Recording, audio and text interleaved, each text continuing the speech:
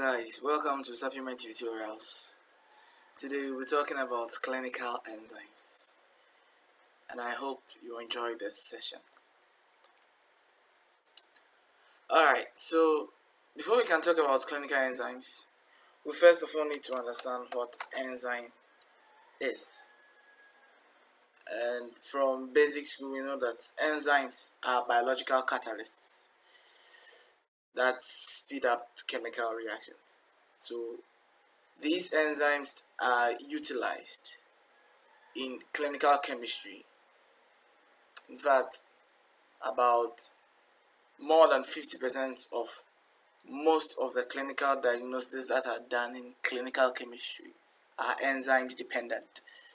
So today we'll delve much deeper how these enzymes help in clinical diagnostics and how they can be used to diagnose certain kind of diseases.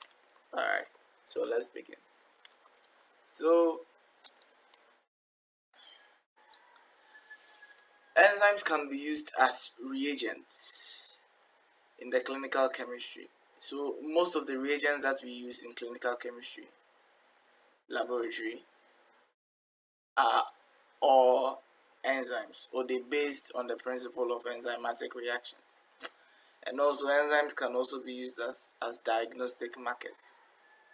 So certain enzymes are found in the body but in minimum quantity. So when we realize that these enzymes are in high quantity, we can say that there's a particular physiological reaction that is causing such increase in that particular enzyme of interest.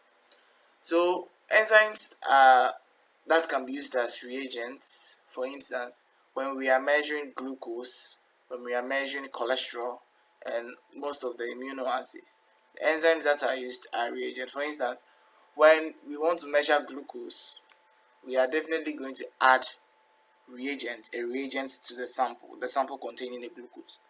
And there is going to be a chemical reaction that will lead to the formation of a complex.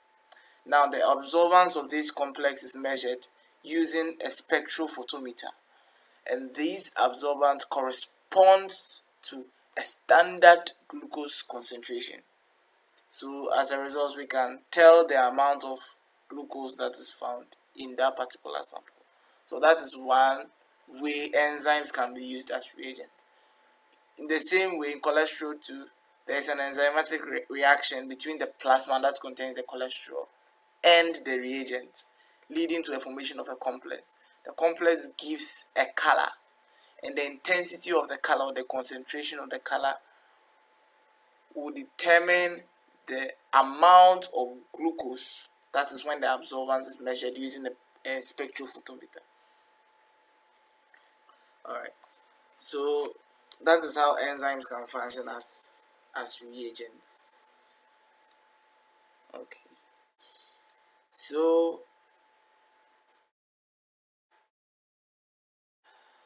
the purpose of using clinical enzymes is actually to determine the degree of analytes. So degree, as we discussed, the degree of analyte. So whether the analytes that we are interested in is more or less.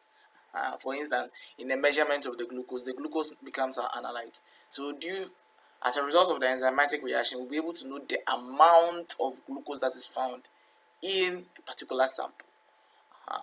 We can also use to determine the presence or absence of certain analytes. So if there is totally the absence of glucose, it will determine. If there is presence, to determine.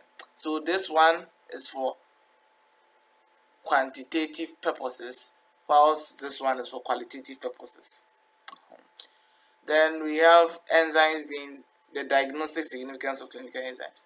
So they can act as diagnostic markers for underlying diseases.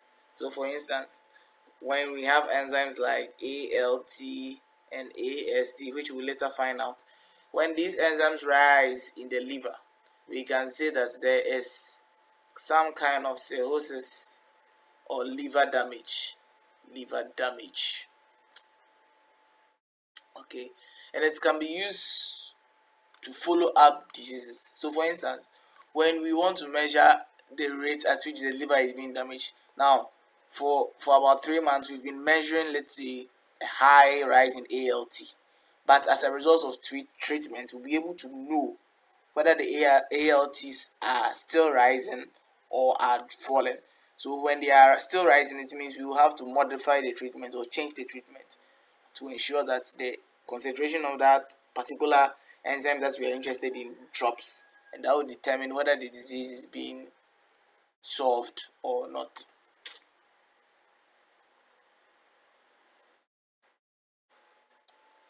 Now, these clinical enzymes has been grouped into two categories. So we have functional plasma enzymes and then non-functional plasma enzymes. So the clinical enzymes has been grouped into two categories. You have functional plasma enzymes and non-functional plasma enzymes. Now, the functional plasma enzymes, they are naturally found in the plasma. So they are naturally occurring enzymes that are found in the plasma. Example, we have lipoprotein lipases.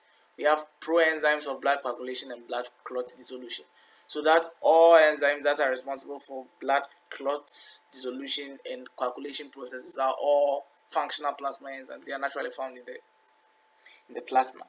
Then we have the non-functional plasma enzymes. These enzymes are also called cell-derived enzymes, and they occur as a result of the routine destruction of cells. It can be erythrocytes, which releases significant amount of these plasma enzymes. Sometimes we have lactose dehydrogenase, etc. We'll talk more about it. And then we have, let's say, the liver cells or hepatocytes. So when there is a routine destruction of hepatocytes, there is definitely some release of certain amounts of, let's say, ALT or AST into the plasma. And also, when cell undergoes cell death, either by apoptosis or necrosis, there is also a significant release of these plasma cells, of these non-functional plasma enzymes into the bloodstream. All right. So here we can have some differences between the functional plasma enzymes and non-functional plasma enzymes. So let's take it real quick. So highly concentrated for the functional plasma enzyme, they are highly concentrated in the plasma. So they can have a high concentration in the plasma. That is naturally. If there is no damage or if there is no physiological at let's say a hemostatic physiological condition, they are highly concentrated in the plasma. Then the non-functional plasma enzymes, they have low concentration in the plasma. Then we have, for the functional plasma enzyme, they have a known function. For instance, lipoprotein lipase, it has a known function in the synthesis, let's say in the synthesis of lipoproteins or something. Yeah. But for the non-functional plasma enzymes, their functions are unknown. Their functions are unknown, mostly have unknown functions. And then for the functional plasma enzymes, their substrates are present in the plasma.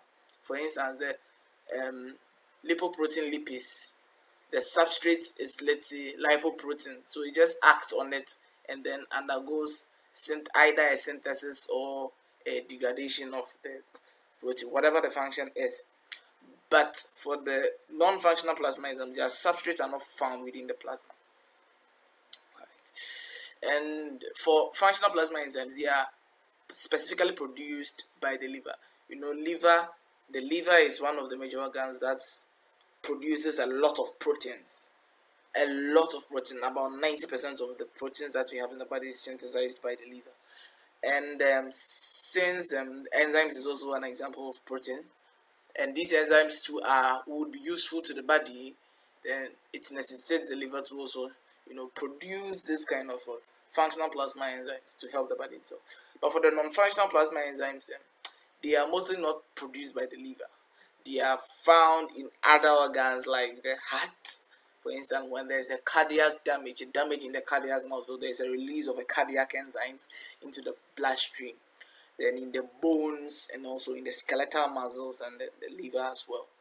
So we can have examples of non-functional plasma enzymes being ALT, AST, CK, that